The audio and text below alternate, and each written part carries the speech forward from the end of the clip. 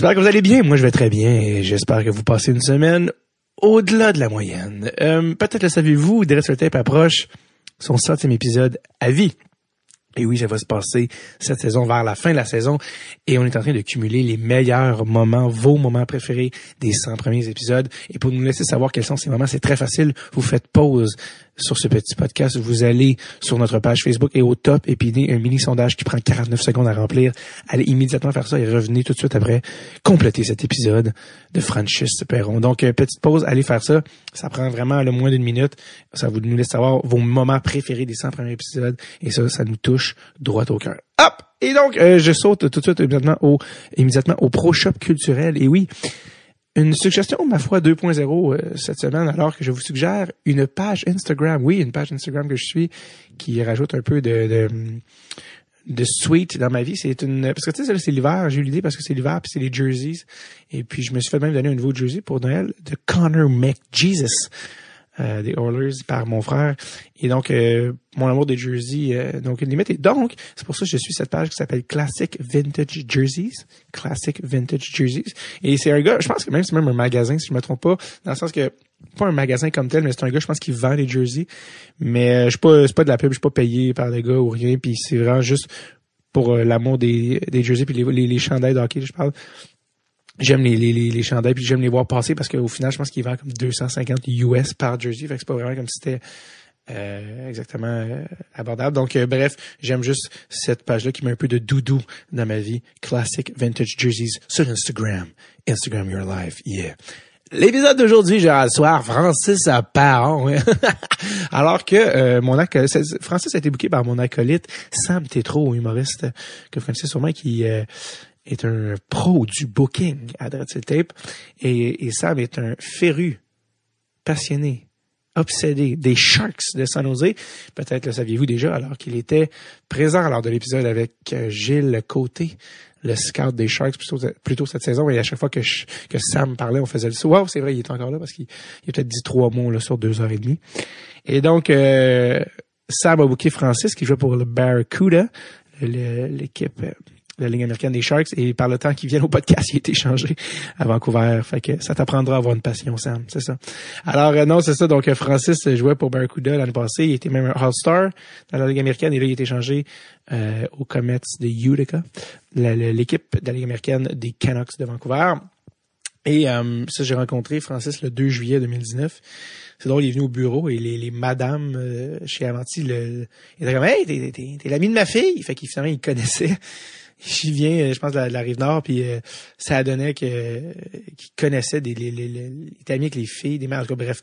Les gens me demandent tout le temps, à chaque fois que je fais un podcast, tu Carey Price? Puis je suis comme, non, vous connaissez pas la personne.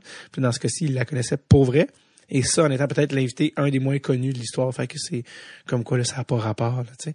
Et donc, ça, c'est cela. Sinon, je me suis fait compter, je me souviens plus qui m'a dit ça, mais vu que je fais des capsules là, pour le Rocket, que vous avez peut-être vu passer, le Rocket de Laval, que vous avez peut-être vu passer sur les internets, il y a quelqu'un qui m'a écrit, le nom m'échappe, puis je n'arrivais pas à retrouver le message, mais comme quoi il est garde de sécurité au Rocket et qui travaille souvent du côté du vestiaire de l'équipe adverse, et qui était à côté d'un des joueurs qui regardait au Billboard, où je pense une de mes capsules était diffusée, là, sont diffusées pendant les matchs. Il riait de mes niaiseries, puis le garde de sécurité a cru bon lui mentionner, je sais pas si tu savais, il est humoriste, il y a aussi un podcast de hockey, là, par hasard, vu qu'il savait que le joueur était québécois. Et le joueur de répondre, oui, je sais, je suis allé. Et ce joueur-là était Francis Perron. Donc, et le gars m'a écrit, Francis va être au podcast. Donc, oui, l'épisode n'était pas encore diffusé. Le voici, le voilà, Grugeot et Délicat, au référent très niché à une émission de chat des années. En tout cas, bref. Et donc voilà, donc c'était Francis qui a une belle saison également. Encore cette année. Est-ce que j'ai tout dit? Est-ce que je crois que oui? Donc voilà ça. Donc voilà. Souvenir de Jacques Demers. Donc on y va avec cet épisode, cette incursion dans la vie d'un joueur de la Ligue américaine. Voici Francis Perron.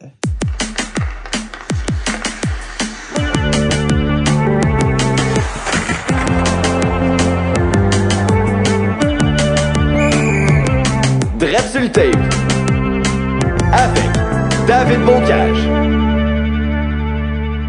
Francis Perron. Comment ça va, Francis? Ça va super bien. Ouais. Merci d'être ici. C'est vraiment drôle parce que juste en commençant le podcast, j'étais arrivé, on était un peu serré dans le temps, puis on est dans les bureaux d'Avanti en ce moment, puis je devais imprimer des feuilles. Puis là, les madames de bureau, ils me demandaient c'est qui que tu reçois? Tu reçois-tu Crosby ou Carey Price, qui sont leurs seuls référents en termes de hockey? J'étais comme non, là, vous saurez pas c'est qui. Mais je l'ai quand même dit, genre, par gentillesse, je fais non, ça s'appelle Francis Perron.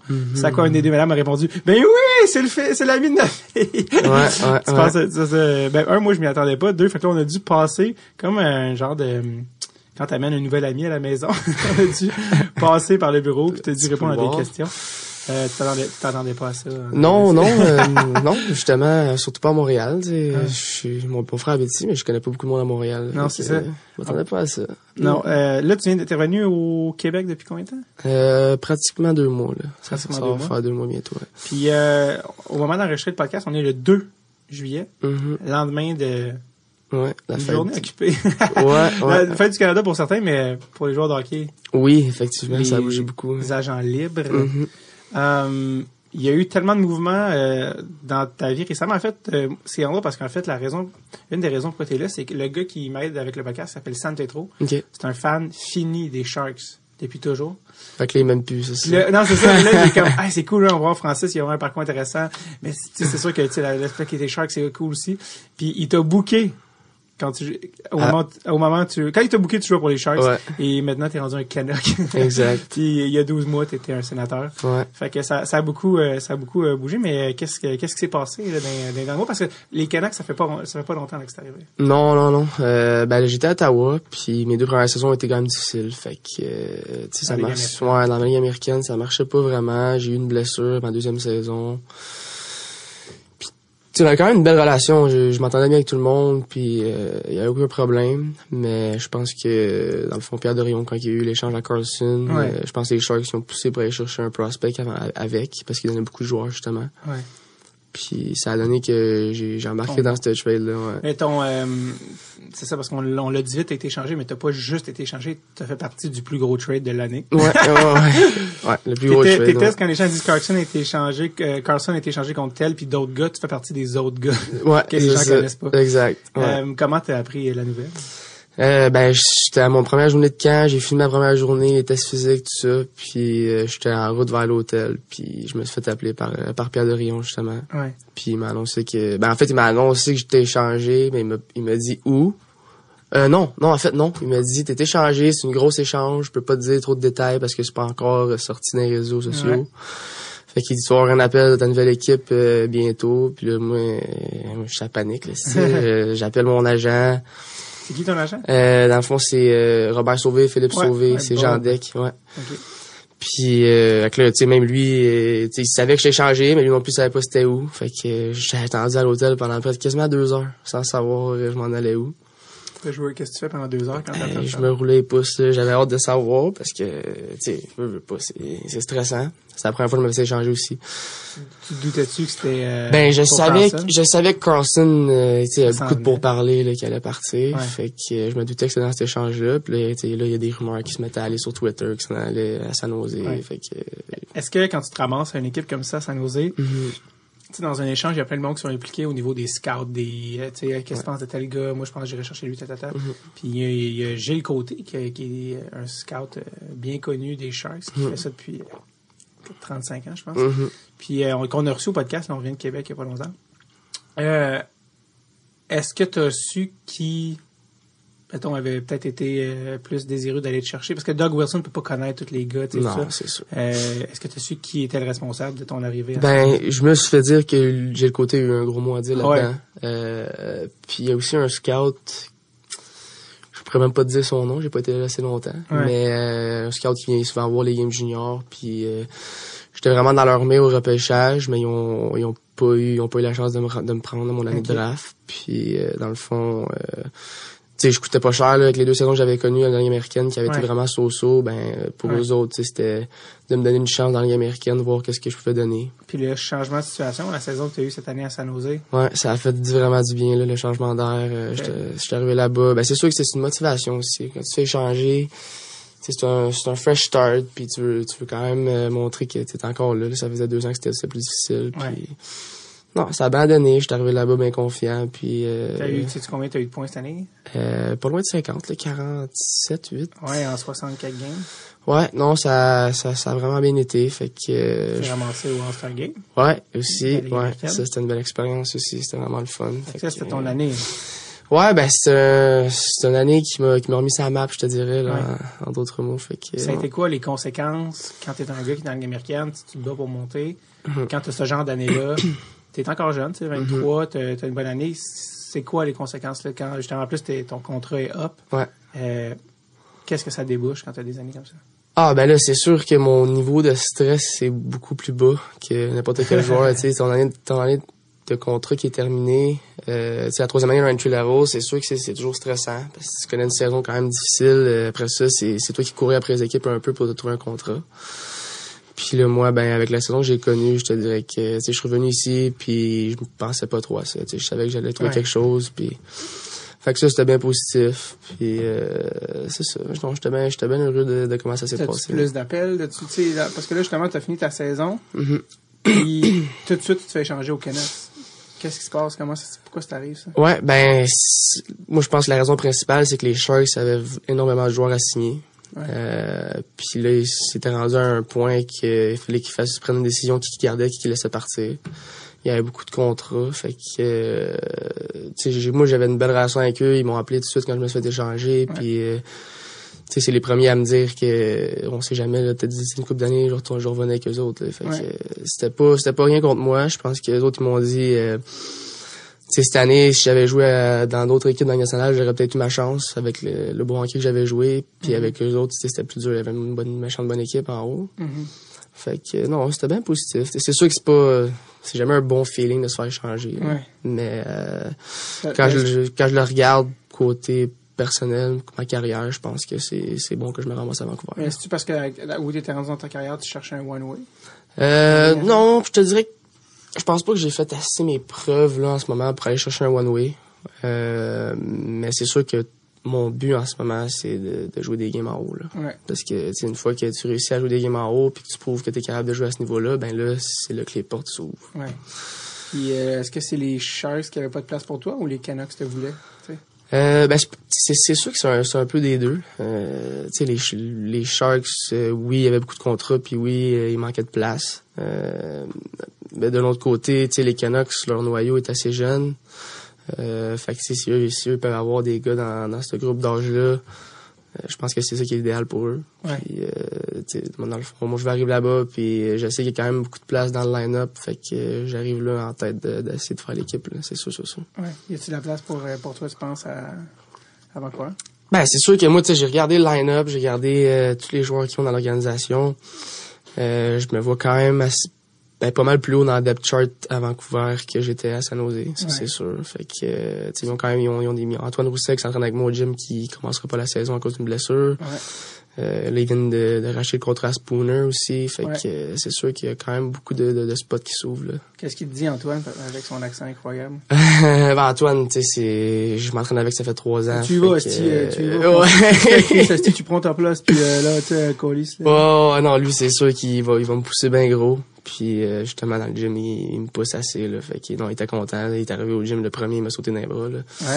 Oh ouais, non, c'est vraiment une bonne personne, fait que j'étais vraiment content de me ramasser avec lui là, fait que c'est vrai que ça arrive non lui aussi, c'est ça. Ouais, ben lui il s'entraîne à Beaubriand avec moi, puis il y a un condo à Beaubriand là pendant l'été. Ouais, c'est un gars qui a marié une Québécoise.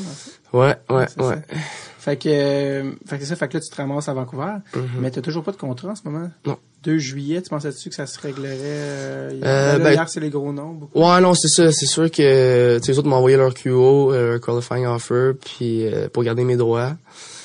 Je pense que si on s'en attendait après l'échange, là, c'est sûr que si tu vas me chercher, tu me laisses pas partir tout de suite après. Là. Non, c'est ça. Surtout que tu as été échangé, s'il faut dire, pour les gens qui sont fans du Canadien, contre un nom que les gens vont reconnaître. Ouais, Tom Pyatt. Tom Pyatt. Ouais. Fait que là, t'as été qualifié par Vancouver. Exactement. Fait que c'est quoi la suite? Ben là, dans le fond, tu sais, comme on a parlé, les 2 derniers jours, les gens sont actifs, là, c'est les free agents, là, vraiment. Puis moi, je pense qu'on a jusqu'au 15 juillet pour que je signe mon contrat. Fait que je pense qu'on laisse la poussière tomber un peu. Puis après ça, on va rentrer dans les négociations, mais ce sera pas des grosses négociations. Tu sais, c'est un contrat de transition là, qu'on appelle. Là. Fait que ça va être bien basique, puis ça va être à moi cette année de me prouver pour justement signer un beau contrat après. Ouais. Tu vas aller pour un contrat d'1 an ou plus? Tu sais là, pour le moment, c'est sûr que je pense que ça va s'enligner pour 1 an. Ouais. Ça va dépendre de nos discussions avec eux aussi. Mais je pense que l'idéal pour les deux bords, ça va être 1 an. Ouais. T'en as parlé comme quoi tu étais dans la All-Star Game de la Ligue américaine. C'est quoi l'expérience de la All-Star Game de la Ligue américaine? Tu sais, pour les joueurs dans la Ligue nationale, il y a 1000 caméras, puis les making-of, puis les behind the scenes.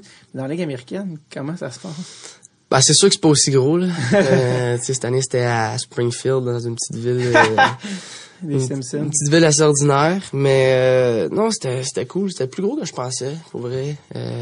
C'était bien impacté, les deux, tu sais, skills, competition, puis la game. Une belle ambiance. C'est toujours le fun. On arrive là, je connaissais peut-être 2 gars dans tous les joueurs qui étaient là. Puis vraiment à la fin de la fin de semaine, on était tous chum. Puis c'est des Québécois que tu connaissais? Je connaissais une couple de Québécois, là, Belzile qui était avec Laval. Sinon, il y avait Montembeau qui était là aussi. Gardien. Ouais, on était aussi 3 de mon équipe plus notre entraîneur. Fait que ça aussi en partant, c'est le fun. Non, mais c'est une belle expérience pour vrai. T'sais, toute ma famille a pu venir, c'est pas trop loin d'ici. Fait que c'était un beau week-end, tu sais, les gars, on en profite pour décompresser aussi en même temps, là, fait que... Avez-vous des cadeaux ou des trucs de même? Bah, c'est sûr qu'ils donnent tout le temps des petits cadeaux, mais c'est pas rien du trop chocolat. Non, c'est des petites niaiseries, là, Dans la nationale, ils gagnent un char, le gars. Ouais, non, nous autres, on n'a pas accès à ça, ça, c'est sûr que non. T'as parlé de tes coachs, il y a un de tes coachs qui est à pour le Barracuda, qui est québécois, même. Ouais, Jimmy Bonneau, ouais. Qui est un ancien joueur de repêchage du Canadien, si je me trompe pas. Ça se peut, si je me trompe pas, je suis pas trop au courant. Mais comment ça se passait avec lui? C'était super le fun. C'est sûr que c'est le premier, quand je me fait échanger, qui m'a appelé. Puis, c'était un super bon chum aussi de Phil Sauvé, mon agent. Non, on a développé vraiment une belle relation. Puis, lui, je pense que ça faisait 2 ans qu'il jouait plus, qu'il avait arrêté de jouer. Fait que, c'est vraiment un gars qui était encore, il s'ennuyait de l'ambiance de la chambre, d'être avec les boys. Puis, fait qu'on j'ai développé vraiment une belle relation avec lui. On était rendu super proche à la fin. Fait que, non, j'étais chanceux de l'avoir comme assistant coach. Puis c'était sa première année comme coach aussi. Fait que, tu sais, lui aussi, il est en apprentissage, là. Fait que c'était... Assistant coach en Ligue américaine, il peut pas dire qu'il est là pour l'argent, en tout cas. Ah, non, ça, c'est sûr que non. Il y a plusieurs équipes qui font ça de plus en plus. Ils amènent leur équipe de la Ligue américaine dans la même ville que l'équipe mère. Les Marlies sont centraux. Puis ça aide beaucoup pour plein de niveaux logistiques. C'est comment, comme joueur, la différence d'être... C'est quoi la différence quand ton équipe de la Ligue américaine joue dans la même ville que le vrai club? Ben, je pense que le gros impact que ça a, c'est qu'à tous les matchs, t'as les dirigeants qui sont là à te regarder. Fait que... carrément. Tu sais, t'en as tout le temps 3-4, tandis que quand ton équipe est loin, l'équipe américaine est loin de ton équipe nationale, ben là, tu vas en avoir souvent, quand même, tu sais, pratiquement toujours un, mais... Tu sais, les big boss, là, les hauts placés sont pas souvent là. Là, Doug Wilson, il venait de voir jouer. Ben, tu sais, c'est dans leur aréna, on joue dans la même aréna qu'eux autres, fait que s'ils sont pas sur la route, ben, Doug Wilson... Tu joues au Shark Tank? Ouais, on joue exactement à la même aréna. Ouais? Ouais. Les gens viennent-tu? Les gens viennent, mais t'as l'impression que c'est vide parce que justement, il y a une capacité qui est de, tu sais, 20 000, fait que nous autres, on avait peut-être en moyenne un petit 5 000. Ouais. Mais c'est-tu assez, ça, pour que ça survive? Ouais. Ça survive? Ouais. Ben, dans la Ligue américaine, 5 000, je pense que c'est quand même assez bon. T'sais, c'est sûr qu'il y en a qui ont... C'est juste qu'ils ont des arénas plus petits d'habitude. Ouais, exactement. Fait que, tu sais, quand je jouais à Belleville, notre capacité était à 4 000, 4 500. Fait que, si on avait 3 000, 3 500, ben, on avait l'impression que c'était plein puis l'ambiance était plus fun, c'est sûr. Mais non, pour vrai, il y a quand même des fans qui venaient, puis non, c'était cool. Mais ouais, tu sais, comme je disais... Le fait qu'il soit là à tous les matchs, ben, je veux pas, tu peux pas prendre de night off, là. Tu peux pas, si t'en joues une pourrite, ben, tu vas le savoir. Fait que, tu te sens-tu plus proche de monter du club quand t'es dans la même ville? Ben, oui pis non. On dirait que dans la même ville, on dirait que t'es plus au courant de tout, là, tu sais.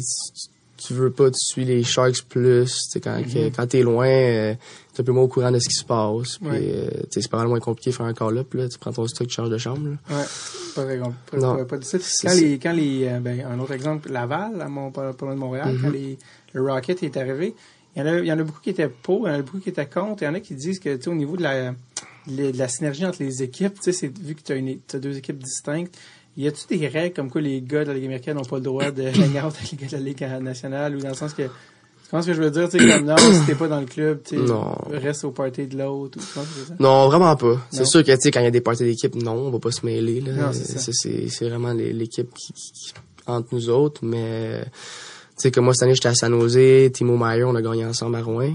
Puis lui, il était avec les Sharks. Fait que, il vient de signer hier son contrat. Ouais, il y a un beau petit contrat, bien mérité. Tu peux t'acheter une montre ou quelque chose? Ouais, c'est ça. Ils vont peut-être m'envoyer un petit cadeau par la poste. C'est 24 millions. Ouais, mais... non, c'est sûr que, tu sais, moi, Timo, on allait souper, puis... ouais, c'est ça. Il y a vraiment aucune règle qui implique ça, tu sais. On est des chums, puis on habite dans la même ville, fait que pourquoi pas on passerait du temps ensemble. Ouais, c'est ça. Ouais. Donc, tu peux continuer de voir les gars. T'as-tu eu la chance d'aller faire un tour un peu, rencontrer un peu les gars des Sharks, tu sais?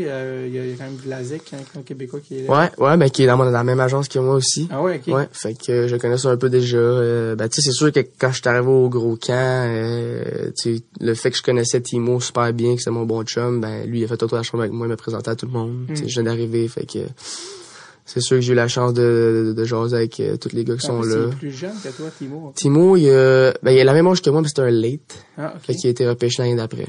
Ok. Fait que, ouais, on a la même âge, sinon. Mais. Même âge, même salaire. Non, pas encore, pas encore. En plus, c'était toi le vétéran à Rouen, puis lui, c'est le petit jeune. Mais, ouais, t'as-tu eu la chance de rencontrer des gars des Sharks qui sont un peu, avec lesquels t'étais un petit peu starstruck? Ben, tu sais, c'est sûr que j'ai pas développé des grosses relations avec... Non, je sais, mais juste t'as rencontré un Joe Thornton, par exemple. Ça ouais, non, c'est sûr que c'est une légende, là. C'est rencontrer des Brent Burns, des Pavelski, des Logan Couture, c'est sûr que c'est le fun, c'est les meilleurs joueurs de la Ligue nationale, là. Fait que c'est le fun de les rencontrer puis de leur jaser un peu. Pavelski qui est parti, là, justement, pour les Stars. Ouais. Comment ça s'est passé à l'interne? Ben, tu sais, je pense après la signature de Carlson, on le voyait venir, là. Quand tu as un gros contrat, c'est ça. Fait que je pense que la décision, c'était entre Pavelski et Timo. Puis je pense que Timo, avec l'âge qu'il a, avec la saison qu'il a connue, c'était pas mal un autre d'outer, là. Fait que... La question se pose pas vraiment. Non, je pense pas. T'as parlé justement des Huskies. Ouais. Huskies de Rouyn-Noranda. Mm-hmm. D'ailleurs, on avait reçu Raphaël Pouliot au podcast aussi. Oui. T'as eu la chance de jouer, il faut dire qu'il n'y a pas beaucoup de gars de juniors qui montent pro, peut-être 1%, puis encore là, ils viennent pas nécessairement des vedettes, mais t'as quand même eu la chance de jouer avec un certain joueur du Lightning, t'aimes pas? Oui. Comment il s'appelle? Nikita Kucherov. Ouais. Il y a 27 matchs que vous avez joué ensemble, je pense, ouais. 2012-2013. Est-ce que tu peux me parler d'un jeune Kucherov qui débarque de la Russie à Rouyn-Noranda? Ouais, c'était pas facile pour mon petit coach quand il est arrivé. Coochie Burger, oui. Ouais. Tu sais, c'est sûr que lui, il était à Québec, là, en partant. Là. C'est une des meilleures villes juniors que tu peux jouer. Avec les remparts, ouais. Puis, je pense qu'il était pas nécessairement de bonne humeur de se ramasser à Rouen. Mais je pense que le fait qu'on avait Sven Andrighetto, ça l'a aidé, là. Parce que... Dans le sens que les deux... Ben, dans le sens que... Il est suisse, ouais, c'est un Suisse, mais tu sais, c'est deux Européens qui étaient extrêmement convoités, puis on savait qu'il allait monter professionnel, c'est sûr, certain. Ouais. Je pense qu'il l'a pris un peu sur son aile quand il est arrivé, mais non, quand il est arrivé, il parlait pas trop boys, surtout les jeunes, tu sais, c'est... Lui, il était jeune ou toi? Non, moi, j'étais jeune. Moi, j'avais 16 ans. Lui, il jouait son année de 19. OK. Fait que, il m'a pas, je te dirais que ça a pris un bon 1 mois et demi, 2 mois avant qu'il m'adresse la parole. Avant qu'il dise bonjour. Ouais. Ben, c'était bien drôle parce que, tu sais, j'osais pas beaucoup avec les jeunes. Puis, après 2 mois, je pense qu'il y a quelqu'un qui a dit que j'avais 16 ans. Lui, il savait pas rien sur personne. Ouais. Puis là, quand il a su que j'avais 16 ans, il nous voit dans la chambre. Oh, holy fuck, you're good, man. I didn't know you were 16. Il parlait avec son accent. Ouais. Puis là, il a commencé à être plus smart, puis plus hang out un peu avec moi, là. Fait que c'était un gars de même. Puis je pense qu'il a trouvé ça rough d'arriver dans une petite ville comme ça. Ouais. Y a-tu des histoires avec lui qui t'ont marqué? Qu'est-ce que tu te souviens? Ben, tu sais, des histoires, à part qu'il aimait vraiment pas ça, s'entraîner. Il aime pas s'entraîner? Ben, dans le temps qu'on était là, parce que, tu sais, pendant la saison, on s'entraîne beaucoup, là. Ouais. Pour maintenir la forme physique. Puis, non, il était bien drôle dans le gym, là. Il demandait souvent des exercices à notre entraîneur physique pour faire des abdos, puis il faisait des trainings de 5-10 minutes d'abdos par jour, puis après 3 jours, il était comme... I don't understand where my abs at. I can't see my abs. Oh, this workout is shit. Puis là, il abandonnait, là. Fait que, non, c'était... Je pense que ça a dû changer, ça. Ouais, ben, oui puis non. Tu sais, il y en a qui sont naturels. Ouais, puis, tu sais, lui, le talent est au-dessus de la tête, là. Tu sais, quand il est arrivé, le premier chiffre qu'il jouait avec nous autres, je pense qu'il est resté sur la glace 2 minutes et demie. Il avait eu, je pense, 6 shots sur le chiffre. On se regardait, on était comme... C'est quoi qu'on vient d'avoir, là, ce joueur-là? C'est quoi ça? Ouais.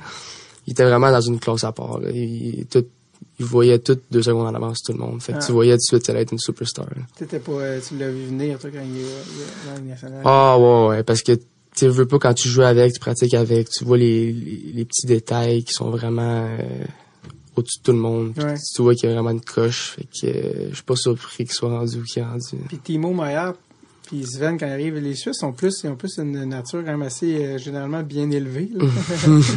Je sais pas si t'es d'accord. Ouais, non, c'est pas la même culture que la Russie. C'est les Russes qui arrivent un peu dans un style différent. Comment eux, ils trouvaient ça aussi. Timo Meier, en 2015-2016, qui débarque à... Ouais, ben lui aussi, il arrivait justement d'une belle ville, il arrivait d'Halifax. Fait que on a travaillé vraiment fort là, à Noël. On avait 19 ans, j'étais beaucoup impliqué avec notre coach qui était Gilles Bouchard, qui était DG aussi. Ouais, comment ça marche à ce niveau-là, tu sais, parce que les échanges, il y aura une communication directe avec le GM, ça nous prendrait lui. Ben, tu sais, cette année-là, j'étais capitaine, c'était ma 4e année.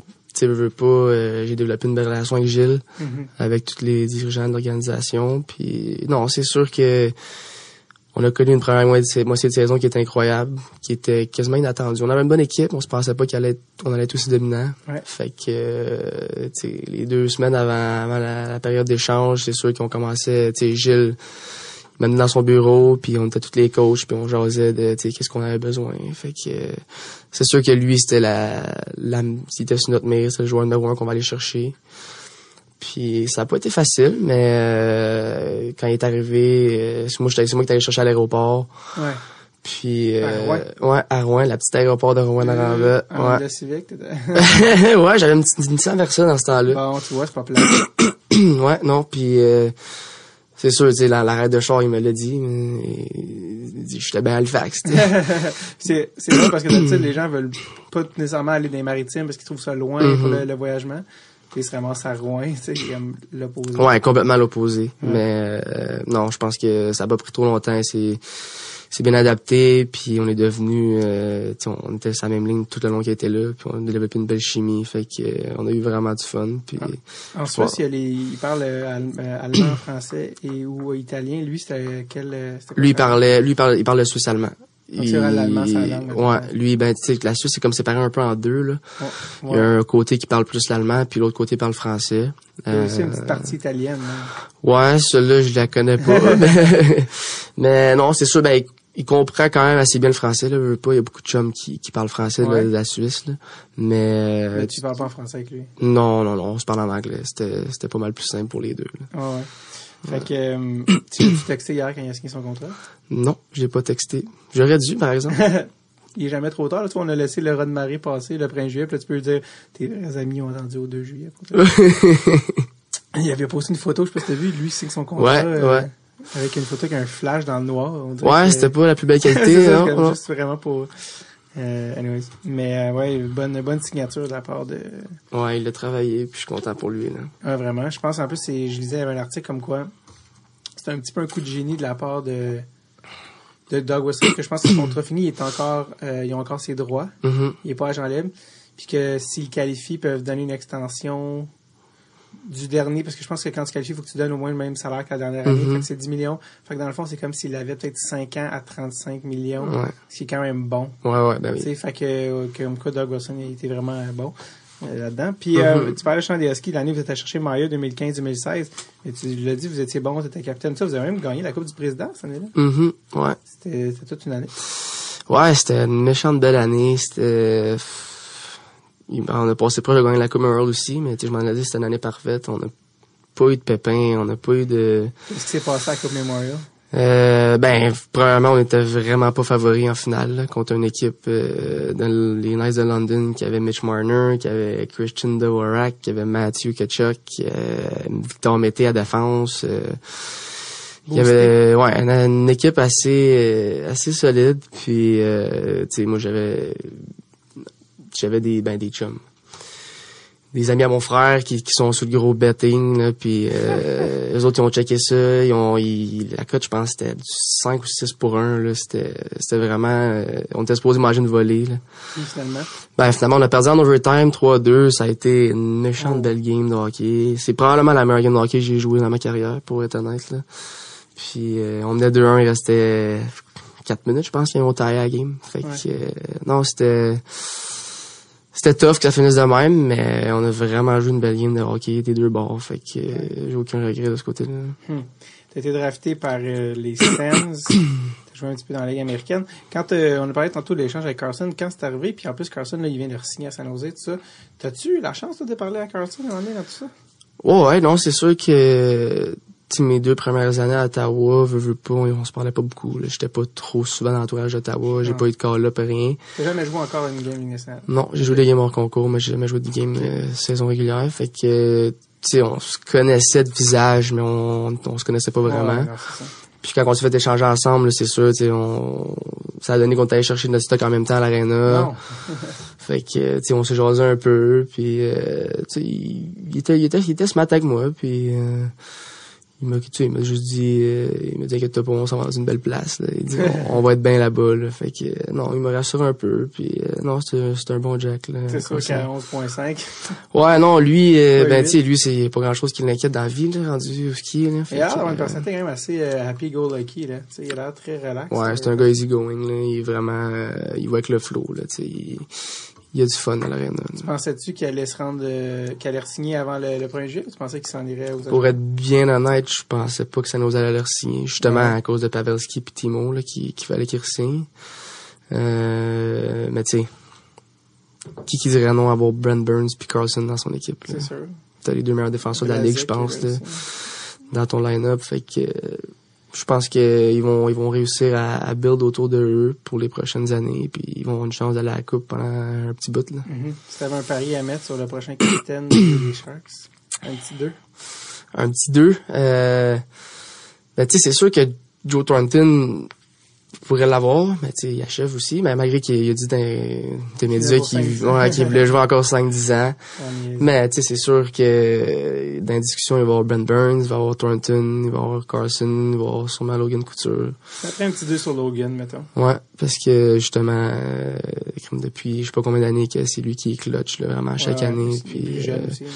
Ouais, ça va être le noyau plus longtemps un peu. Ouais. Fait que, ouais. On va mettre 2 pièces sur... tu diras à ton frère de mettre son cash sur Logan. Ouais, on va essayer de faire un bet là-dessus. Quand t'as été chancé avant Vancouver, c'était au draft, pendant le repêchage. T'écoutais-tu le repêchage? Non, vraiment pas. Non, j'étais justement en route... non, j'étais en route à Ottawa, vers Ottawa, pour aller dans un festival de musique. Je m'attendais pas à ça du tout. J'étais dans l'auto quand c'est arrivé. T'as entendu ça au téléphone? Non, on l'a jamais appelé. Fait que j'étais pas vraiment pas dans ce mood-là. Là, il a fallu que je fasse une coupe d'appel. Tu sais, veux pas, le mon sel s'est mis à popper. Ouais. Mais non, c'est ça. C'était pas le meilleur moment pour que ça arrive, mais ça, c'est pas moi qui le décide. Fait que j'ai vécu ça avec mes chums. J'étais avec mes chums dans l'auto, puis on a célébré ça un peu là-bas. Fait que non, c'était bien correct, là. Parce qu'en plus, c'est ça, c'était le draft était à Vancouver. T'as été échangé à Vancouver. C'était comme un drôle là-dedans, tout ça. Ouais. Non, c'était bien cool, pour vrai. Sur le coup, c'est sûr, c'était un choc parce que j'ai eu une belle année, j'ai créé des liens là-bas, on était bien, on avait une belle équipe, on avait du fun. Mais, tu sais, comme j'ai dit plus tôt, je pense que pour ma carrière, c'était mieux ça, là. Ouais. Fait que, moving on. Ouais. Comme tu l'as dit, tu t'as créé des liens à San Jose. Parlant de créer des liens, peux-tu m'expliquer c'est quoi le Frenchy House? Ouais, c'est vrai. Dans le fond, j'étais chanceux, on était 5 Québécois là-bas là, à San Jose. Puis dans le fond, il y avait Jeffrey Viel qui a gagné la Coupe Memorial avec Bathurst. T'avais Thomas Grégoire, un petit gars de Sherbrooke, que j'avais joué contre son frère, j'avais joué contre lui aussi. Puis, de Jérémy? Ouais, exactement. Il a joué, je pense, pour les Canadiens. Ouais, il a joué dans la Ligue américaine avec les Canadiens. Jérémy Roy, qui est un gars de la Rive-Sud aussi, que je connaissais quand même. Choix de première ou deuxième ronde? Deuxième ronde avec les Sharks. Ouais. Puis Antoine Bibeau, là, le gardien qui a joué à Val-d'Or, que lui, j'ai joué souvent contre lui junior. Fait que non, c'était le fun. J'étais arrivé là-bas, on était 5 Québécois. Puis le Bibeau, lui, habitait avec sa blonde. Fait que nous autres, les 4 autres, quand on a su on a reçu notre lettre pour confirmer qu'on faisait l'équipe. Ouais. Bon, on s'est mis à chercher, on a trouvé une belle maison, fait que... Vous avez college your way, ouais. Une petite house, là? Ouais, exactement. Une petite frat house. Puis c'est pas donné aussi, là, habiter là-bas, là, les prix des loyers sont super élevés, puis ça a donné que la maison qu'on a eue, ça revenait pas mal moins cher pour tout le monde, fait que... Non, on était bien contents, on était bien installés, on a un beau setup. La seule fois qui était plate, c'est que les parties d'équipe se faisaient tout le temps à la maison. Fait que le ménage le lendemain, c'est nous autres qui s'en occupaient. Vous habitiez à 4? Ouais, on était 4, mais tu sais, c'était une grosse maison, 3 étages. Il y avait 4 chambres, 3 salles de bain. On était bien installés, là. Vous habitez à 4, là, rendu dans vingtaine. Est-ce que t'étais comme tu écœuré là-dessus? C'est sûr que c'est pas facile par moment, là. Surtout que les trois boys, il y avait une blonde. Il y avait toute une blonde. Il y avait toute une blonde. Sauf toi? Ouais, moi je n'avais pas. Mais tu sais, moi on avait dealé là quand on était arrivé là-bas. Moi j'avais mon sous-sol, j'avais ma chambre toute seule dans le sous-sol. Avec ma salle de bain puis tout, fait que quand les blondes descendaient, j'étais capable d'avoir la paix un peu. Là. Ouais. Mais tu sais, ça arrivait souvent que les trois ils étaient là en même temps pendant une semaine, 2 semaines. Les blondes, ça. Ouais. Fait que tu sais, 7 dans la maison, ça commençait à être un peu lourd. Ouais, c'est ça, c'était pas le fait que vous étiez 4. Mais tu sais, on avait vraiment une belle relation les 4, puis tu sais leur blonde était super fine aussi, là, fait que c'était vraiment pas si pire que ça, mais je pense pas que dans les prochaines années je vais le refaire. C'était dans l'âge limite pour le faire. Ouais, c'est ça. Puis tu sais, eux autres, tu sais, c'est Tom Grégoire, lui, il avait 20 ans, Jeff 21, fait que eux autres, c'est un petit peu moins payé. C'est leur première année pro aussi, là. Fait que c'est leur première blonde. non, peut-être pas, là, mais c'était leur première année pro, fait que tu sais, eux autres, c'était leur première fois qu'ils habitaient pas chez leurs parents aussi ou dans une pension, là. Fait que eux autres ils ont vécu ça de même, là. Est-ce qu'il y a une chance si l'année est bien allée avec l'équipe, je pense, là? Si l'année va mal, peut-être des fois tu reviens à la maison, ça va moins bien. Ouais, c'est sûr que ça aurait pu créer des petits conflits, mais tu sais, comme je te dis, on avait une belle relation là, les boys à la maison, là, fait que je pense pas que ça on aurait eu des problèmes. Mais est-ce que ça avait pas été échangé de se retourner habiter avec les boys cette année? On avait déjà mis ça au clair. J'étais supposé habiter tout seul avec Grégoire, avec Tom Grégoire. Okay. Ou comme on pourrait l'appeler ton préféré de la gang. C'est surtout parce que Viel, sa blonde, elle s'en venait l'année prochaine habiter avec lui. Okay. Fait que on a décidé que moi et Tom, on allait habiter ensemble, mais là... Finalement, non. Ouais, il était bien triste quand je me suis fait échanger. Là, fait que... Mais parlons un peu parce que tu as parlé parce que j'ai écouté une parole, il est payé en US, lui. Fait qu'il est bien content de ça parce qu'il habite à Québec, mais il disait moi j'habiterais jamais là. Il dit le coût de la vie est vraiment cher en Californie. C'est vrai ça? C'est quoi parle-nous un peu du lifestyle d'habiter en Californie. Oui, le coût de la vie il est élevé, c'est sûr. Là. Si tu compares, tu sais, moi j'habite à la Rive-Nord. Tu compares à Rosemère, en effet. C'est ça. C'est un autre game là, complètement. Tu sais, mon loyer que je paie à Rosemère durant l'été, pour la même chose que t'as à San Jose, ça va pas mal être le double facilement. Là. Ouais. Puis non, c'est sûr, c'est une adaptation, faut que tu fasses attention. Tu sais, dans les américaines, tu sais, oui, on fait de la belle argent, là.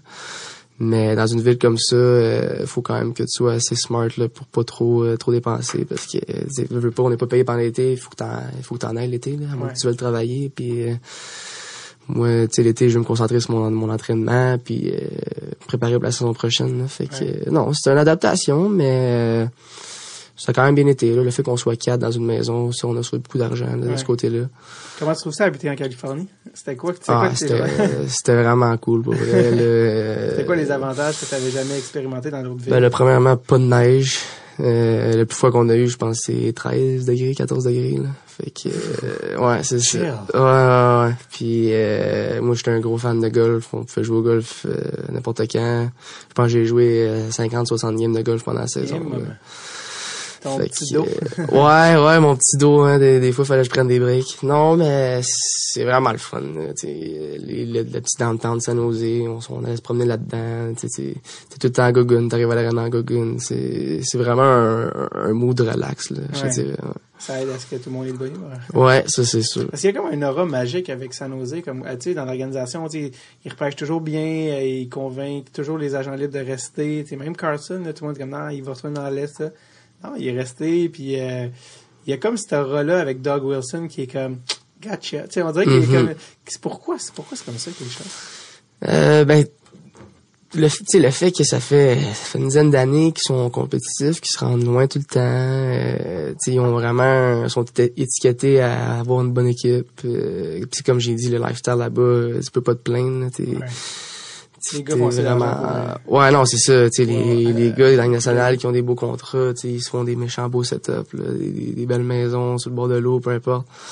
Fait que, non, je pense que c'est pas difficile de se faire convaincre à rester à San Jose, justement. Les taxes sont quand même élevées en Californie, non? Ouais, aux États-Unis, je pense, avec New York, c'est pas mal les deux États qui sont les plus élevés, là, qui se rapprochent le plus du Québec. Ouais. Du beau petit 50%. Pas autant, par exemple, mais c'est vraiment pas loin. Non, c'est vraiment pas loin. Fait que je te dirais que c'est peut-être ça le seul côté négatif, là, mais, pour ce que t'as, côté lifestyle, ça vaut la peine. Puis on parlait du Frenchie House avec les Frenchies. Avec vous aviez en plus, on peut voir votre drapeau du Québec dans la maison. Vous aviez aussi, c'était comment tu peux me parler des soirées Mario Kart Double Dash ou Mario Party 7. Ouais, ça c'est du Thomas Grégoire tout craché. Ouais. Lui il nous a imbibé ça. Tu sais c'est sûr quand j'étais jeune, je jouais à ça pas mal, Nintendo 64 puis GameCube, c'était bien le fun. Fait que non, il nous a embarqué là-dedans. Une soirée, on s'est parti là-dessus, puis c'était rendu qu'une fois par semaine, une fois par 2 semaines, là, on se disait bon, à soir, on se fait un marathon. Fait que là, on s'installait, puis ça se pognait, par exemple. C'était drôle, on a eu vraiment du fun avec ça. Des petites compétitions. Ouais. Non, ça c'était un cool. grand coup de poing. Ça. Il y a des manettes qui se sont cassées. C'était intense pas mal, là. Les gars étaient compétitifs. Non, c'était cool, en maudit. J'aime ça. Ouais. Ça change quelque chose dans le mood de jouer à un endroit où il fait toujours chaud? Ça a-tu un impact, ces joueurs? Tu sais, comme tu disais tantôt, je pense que tu te lèves le matin, il fait tout le temps soleil, tu sors dehors en gogun, en t-shirt. Est-ce que tu as vu des journées de pluie? Il y en a eu, mais si tu compares le ratio à ici, ça n'a pas rapport. Là. C'est du 1 pour 10, puis ici, c'est du 6 pour 3, 6 pour 4. Là, fait que, non, c'était... Tu veux pas, comme je dis, tu te lèves, il fait soleil, ça va rentrer dans la gogun, t'es plus de bonne humeur, je pense, automatiquement. Là. Ouais. T'es comme un, pour pensant à ceux qui veulent voir, là, cette affaire-là, c'est parce qu'il y a eu un genre de mini, pas reportage, c'est quoi le mot, mais genre des petites capsules vidéo qui sont allées dans la Frenchie House, qu'on peut voir sur le Twitter, du Barracuda. Fait que si vous voulez googler ça, vous allez voir ça. Ouais. T'as l'air d'être celui qui parle le plus anglais aussi, des boys. Ouais, je pense le fait que ça fait, il y en a 2 que c'est la première année pro, mais c'est ça, c'était toi le vet. Un peu loin, peu le vétéran, mais je pense que même junior, là, même si je jouais à Rouen, tout ça fait en anglais. Puis quand j'étais jeune, j'avais quand même une couple d'amis qui étaient anglais avant le français, fait que j'ai pu développer ça plus de bonheur. Ouais, dans le junior, mais maintenant c'est anglophone, je m'imagine, avec les importés. Ouais, c'est ça, on n'a pas le choix, là, parce que t'en as tout le temps une couple qui parle pas français, qui comprennent pas, fait que les coachs ont vraiment pas le choix de tout le temps s'exprimer en anglais. Puis, tu sais, je l'imagine quand même plus parler en français. Ouais, non, c'est sûr que 3/4 des coachs juniors sont meilleurs en français qu'en anglais, là. Tu sais, Gilles, quand il est arrivé, son anglais c'était pas beau là, mais il a fallu qu'il prenne des cours puis qu'il s'améliore, puis il a gardé rendu dans les américaines. Fait j'ai le Bouchard. Ouais. Ah non, j'ai le Bouchard, c'est ça. Ouais, j'ai le Bouchard, il est rendu assistant coach avec Ben Gros à Syracuse, là. Cool. Qui sont rendus avec Éric Veilleux, là, récemment, qui ont ajouté, là. Ben Gros, c'est le vétéran des vétérans. Ouais, lui, il a roulé sa bosse longtemps dans le junior, là. Tu penses qu'il va avoir sa chance dans la Ligue nationale? Pour vrai, si j'avais engagé, oui. Il y a le pedigree pour. Mais il a toujours eu des bonnes saisons. Depuis qu'il est arrivé à Syracuse, des belles années à chaque année. Puis, tu sais, c'est un coach qui est demandant, puis qui est respecté par ses joueurs parce que justement, tu sais, il est tough, puis il s'assure que les gars ils travaillent tout le temps. Fait que moi, je serais pas surpris de le voir là d'ici une couple d'années. quand tu reviens au Québec puis que t'es en 2 saisons, là, tu vas avoir une belle saison de Ligue américaine, il y en a tellement des joueurs de la Ligue américaine qui veulent monter, puis il y en a que ça marche, il y en a que ça marche pas, puis vous êtes tellement à vous battre pour ces postes-là. Ouais. Qu'est-ce que tu fais cet été pour vraiment faire une différence? Ben, tu sais, c'est sûr, quand tu reviens d'une saison, tu sais, c'est long, là, c'est 8 mois sans arrêt, là. Fait que c'est sûr que ça te prend, faut que tu décompresses, là. Tu prends 3 semaines, 1 mois, là, pour vraiment décrocher parce que faire ça 365 jours par année, c'est pas facile, là. Autant, tu décroches autant côté alimentation que... Ah, non, tu sais, tu décroches, moi, c'est le même que je vois ça. Moi, c'est 3 semaines. Je me prends 3 semaines que vraiment, là, je fais ce que je veux, là. Je n'ai pas d'alarme le matin, puis regarde, je me lève le matin que j'ai le goût de faire, que je vais faire ça. Ouais. Puis je pense que c'est vraiment nécessaire, surtout le côté mental, là, de vraiment mettre ça de côté un peu. Puis tu sais aussi quand tu recommences, t'as le goût de recommencer aussi. Ça ennuie un peu. C'est ça. Tu sais, si j'arrivais chez nous, puis j'irais direct dans le gym, ben après un mois, je serais comme là, je t'écœurerais, là. Ouais, c'est ça. Fait que non, ça c'est vraiment important pour moi. Puis après ça, ben c'est de faire confiance aussi à mon entraîneur physique. Là, je m'entraîne avec Stéphane Dubé, puis... Oui, Stéphane, qui est connu. Ouais, qui est vraiment un haut placé, lui, côté beaucoup, là. Ouais, on a une belle gang de professionnels, là. Fait tu nommer un peu les gars qui s'entraînent avec Antoine Roussel, Charles Hudon, Cédric Paquette, Jordan Boucher que j'ai parlé, là, je t'ai parlé tantôt, qui joue en Suède, Marco Viroy qui joue professionnel, Marco, Daniel Walcott qui joue avec Syracuse, Philippe Maillet qui joue dans la Ligue américaine aussi. Maillet était qui déjà? J'ai vu ça. Il était avec LA, dans le club école en Ontario. Okay. Là, il vient de signer un 2 ans. C'est signé ça hier. Ouais, c'est ça, je pense que j'ai vu son nom passer. C'est que je suis pas sûr, par exemple. Je pense que c'est avec... C'est-tu Buffalo? Ah non, je sais pas. C'est un Québécois, lui. Ouais, c'est un Québécois. C'est un Français, Philippe Maillet. Ouais, effectivement. Ouais, non, mais c'est un Québécois. Non, on a vraiment une belle gang. On avait Burroughs qui était là. Maxime Lamarche qui joue à Laval. La liste est longue, là. Nick Meloche, Gab Gagné. Fait que c'est quoi tes buts cet été pour arriver près l'année prochaine? Ben, tu sais, c'est sûr qu'à chaque année, par moi-même, puis avec les coachs, les gars de développement qui sont là avec moi pendant la saison, on cible toujours des choses que je veux améliorer le plus. Ouais. Moi, de mon côté, c'est sûr qu'on sait à quel point c'est rendu rapide, là. Fait que à chaque été, là, le speed, l'explosion, c'est vraiment la grosse affaire.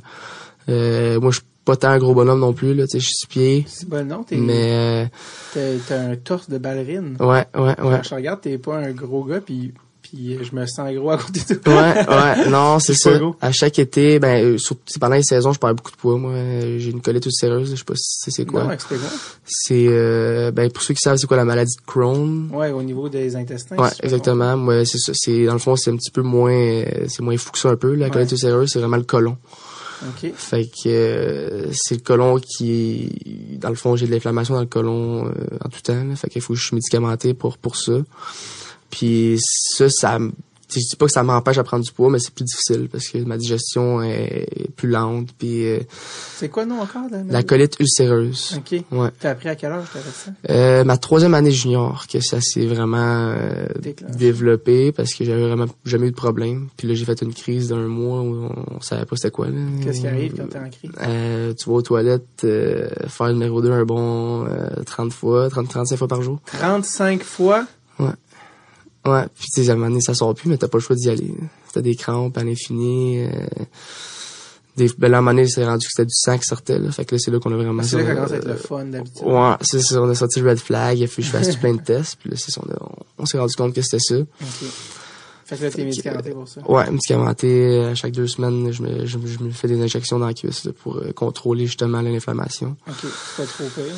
Non, c'est ça. Là, ça fait depuis qu'on l'a su, j'ai eu 1 ou 2 petites rechutes de 3-4 jours, mais là, c'est vraiment sous contrôle, puis tout va bien. Mais comme je te dis, ça me nuit un peu côté masse musculaire. Fait que. Je veux qu'on en parle parce que c'est des trucs qu'on parle pas souvent, mais quand tu t'injectes, il faut que toi tu t'injectes dans la cuisse. T'étais-tu genre non, j'ai pas envie de me piquer, c'est quelque chose. Au début, ça me faisait chier un petit peu, c'est sûr. T'étais comme les aiguilles, j'aime pas ça. Ouais, mais sais, là, maintenant, c'est rendu la routine, là, ça, je le fais moi-même, puis ça prend 2 secondes, puis c'est réglé, là, mais c'est sûr qu'au début, tu sais, tu sors l'aiguille, puis là, faut que ça rentre dans la cuisse, puis ouais, t'as pas le coup de le faire, mais de se rendre, tu sais, j'ai pas le choix, fait que je suis rendu habitué, puis c'est bien correct, là, mais... C'est-tu des trucs que tu manges en particulier qui trigger ça? Ben, c'est sûr que là, il y a certaines choses, il faut que je sois plus prudent, là, n'importe quoi qui fait aller aux toilettes à la base, il faut que je mange ça, mais plus limité. Comme quoi, d'ailleurs? Comme... Ben, tu sais, mettons, boire du vin, ça t'amène aux toilettes, les raisins.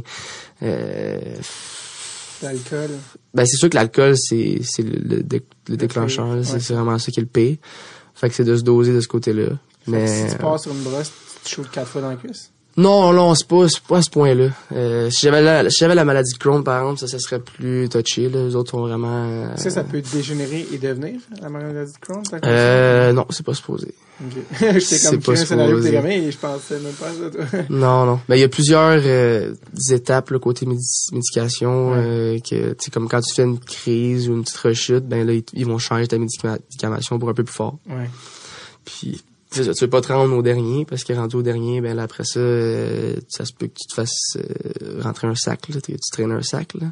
Je sais pas si t'as déjà entendu ça. Dans le sens que... Il te rend un tube. Extérieur ou intérieur? À l'extérieur. Fait que faut que t'es comme plugué dans une petite poche que tu traînes, puis ta marde s'en va là-dedans, là. Ah, c'est le fun. Fait que, non, le but, c'est de pas se rendre là. Mais c'est ça. Fait généralement, les gens vivent bien avec ça toute leur vie, j'imagine, avec la médicamentation. Ouais, c'est rare que ça devient, ça se rend là. Est-ce que, parce que généralement, qui dit médicamentation dit effets secondaires. T'as-tu des effets secondaires avec lesquels tu dois dealer? Pas vraiment, non. Pas que les médicaments que je prends, je sens rien d'effets secondaires. Les pensées noires, suicidaires. Ouais. non, ça c'est habité avec 4 gars. ouais. C'est pas les... Non, ça c'est positif, là, parce que tu veux pas, quand tu es médicamenté comme ça, puis un athlète aussi, tu veux pas d'effets secondaires, là, parce que ça va nuire, c'est sûr. Fait que bref, ça t'empêche, ben, c'est pas t'empêche, mais c'est un des facteurs qui nuit à prendre de la masse. Ouais. Fait que, parce que, toi, mettons, côté alimentation aussi, comment on fait pour prendre de la masse, tu sais, parce que justement, c'est ça, toi, tu vises à gagner de la masse, un joueur, mais pour pas perdre la vitesse, pour pas perdre de la mobilité. Toi, tu te considères-tu un joueur rapide? Oui. Je me considère comme un joueur rapide. Je te dirais que je m'en sers pas assez, par exemple, là. C'est souvent ça que je me fais reprocher. Je suis un gars qui junior, j'aimais ça ralentir le jeu, puis tu sais, j'ai une bonne vision, fait que je ralentissais le jeu, je laissais les gars se placer, puis je trouvais la meilleure option. Mais les Américaines, tu peux pas faire ça. Non, qu'est-ce qui arrive? Ben, c'est... Tu sais, junior, il y a un différence d'âge de 4-5 ans. Ça, c'est pas si pire. Quand t'es plus vieux, ben là, les gars de 16-17, ben, moins d'expérience, c'est plus facile à leur passer des petites vites, là. Ouais. Quand t'arrives pro, ben là, tu joues contre des gars qui ont 30, 32, 33, puis ils en ont vu passer, puis je te dirais que sur le back-check, tu te fais pas mal plus pousser dans le cul que junior, puis tu sais, c'est tellement systématique aussi que ton temps, espace, il est tellement limité que si tu mets à ralentir le jeu, ben là, tu vas te ramasser avec 2-3 gars en face, puis ça sent le turnover, là. Ouais. Fait que c'est quelque chose qu'à chaque année, je mets l'emphase, là. J'essaie de penser durant les games. Puis, tu sais, comme je dis, l'été, c'est ça ma priorité, là, l'explosion, le jump, tu sais, de tout le temps avoir l'habitude de bouger mes pieds, là. C'est ça que tu veux... C'est sûr, tu sais, je vais mettre du poids, évidemment, à chaque été. À chaque été, je vais chercher un 10-15 livres, mais comme je disais, pendant mais c'est ça. Pendant la saison, tu sais, surtout l'année passée, j'ai eu beaucoup plus de temps de glace, j'ai été beaucoup plus utilisé, fait que, tu sais, en même temps, en tant que professionnel, ça, c'est ma job de s'assurer que j'en perds pas trop. Puis je pense que l'année passée, j'ai un peu échoué cette partie-là, j'en ai perdu un peu trop, fait que c'est les bouchées doubles cet été pour remonter ça. Puis est-ce que c'est possible de prendre du poids et prendre de la vitesse en même temps? Ah ouais, ça c'est vraiment... tu sais, c'est sûr, faut que tu prennes le bon poids, là. Si tu te ramasses avec une petite bédaine de bière, tu vas ralentir, c'est sûr. À la clé, ouais, c'est ça. Fait que c'est justement d'avoir un bon programme d'alimentation, puis de faire attention pour pas trop se tenir dans les bords les fêtes de semaine. Ouais. J'ai comme un feeling que s'entraîner avec Antoine Roussel, ça doit être drôle. Ouais, on a vraiment du fun. C'est vraiment un clown. Raconte-moi, c'est comment s'entraîner avec ces jeunes hyperactifs. Ouais, hyperactif, c'est vraiment un bon mot, parce que, tu sais, comme je disais, ça fait 3 ans de m'entraîner avec, puis, Dans le gym, par exemple, c'est vraiment un gars qui se pousse à l'infini, là. Il est inarrêtable, là. Des fois, faut que Steph, il dise, là, calme-toi, là. Enlève-en un peu, parce que tu vas te faire mal, tu sais. Motivation over.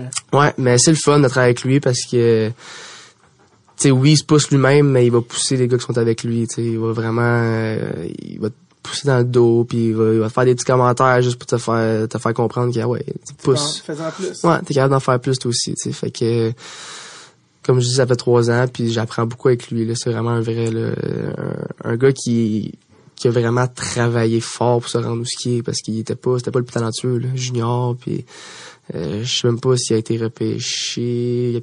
Je pense pas qu'il a été repêché. Il était même pas sauvé les juniors. Tu sais, il a passé East Coast, il a passé par le chemin difficile, puis d'être tout ce qui est, c'est tout en son honneur, mais c'est vraiment le fun de le côtoyer. C'est vraiment une bonne personne, un gars de famille. Un vrai Français, là. Tu sais, je pense que c'est Jordan Carroll qui nous disait, tu sais, je pensais jamais, ce gars-là, tu sais, il l'a tellement fait de sa place parce qu'il dit, je pensais jamais qu'il montrait, tu sais, Jordan c'est un joueur de première ronde, tu sais, il était plus talentueux que ça, puis il était tellement, dans les pratiques, il était tellement mongol. Ah ouais, ça c'est sûr. Il est fou, ce gars-là, tu sais. Mm-hmm.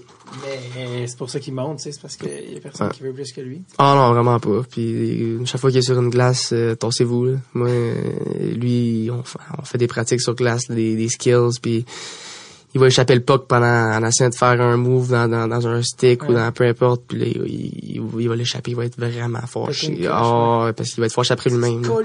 Ouais, drôle de même. Fuck. Et c'est drôle parce que c'est le trash talker les gars dans les salles, mais on comprend pas ce qu'il dit, il y a comme trop d'accent. Mm-hmm. Quoi?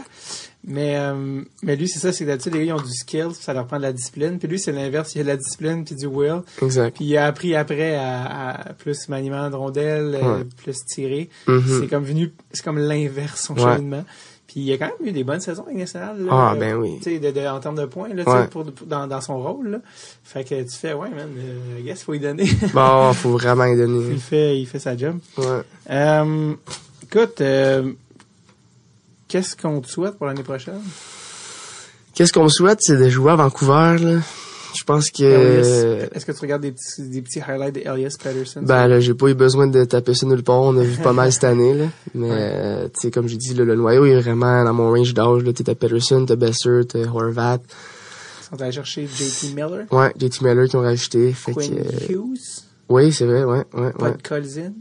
Ça, je sais même pas c'est qui. C'est leur choix du repêchage de l'été qui vient de passer. OK. 10e overall. OK. C'est un Russe. Risque pas de jouer cette année, peut-être plus là, dans les prochaines années. Ça va en fait, je pense qu'il est en Russie pour un autre 2 ans. Un gars rempli de skills, j'imagine. C'est quand même un gars... Si c'était repêché top 10 NHL, ouais, généralement. T'es pas loin. Les Canucks voulaient monter numéro 3 pour aller chercher le choix à Chicago. Mm-hmm. Puis Chicago a réinversé avec Vancouver, mais Chicago ont dit on fait le trade si vous prenez le contrat à Seabrook. Oh boy. Et il reste comme 5 ans à 6.8, puis Vancouver a fait ouais non, ça sera pas non, ça merci. sera pas possible. Parce qu'ils voulaient vraiment Bowen Byron, qui est un défenseur très très skilled, très smooth. Mm-hmm. Qui finalement ils ont même pas pris Chicago, en fait c'est Vancouver qui le voulait, mais genre Chicago l'ont pas pris. Ils ont pris Kirby Dack, qui aurait peut-être été disponible 10e si on sait pas comment ça se ferait. Puis Colorado sont bien crampés d'avoir Bowen Byron. Ouais, c'est ça. Parce que finalement, en tout cas, Turcotte a été pris 4. Bref. Donc bref, j'espère qu'il y a des possibilités d'ouverture pour toi à Vancouver. Jordy Ben est rendu là-bas aussi. Mm-hmm. Ouais, Jordy Ben, Tyler Myers qui ont signé aussi. Ouais, Tyler Myers aussi. Ouais. Donc, écoute, comme dirait la madame que tu as croisée dans le bureau à côté, c'est une vedette! C'est une vedette! C'est une vedette. Présentement à Rosemère, bientôt, on l'espère à Vancouver. Ouais. Francis, merci vraiment d'être passé au podcast. Merci à toi. Je te souhaite la meilleure des saisons. Merci, je suis gentil.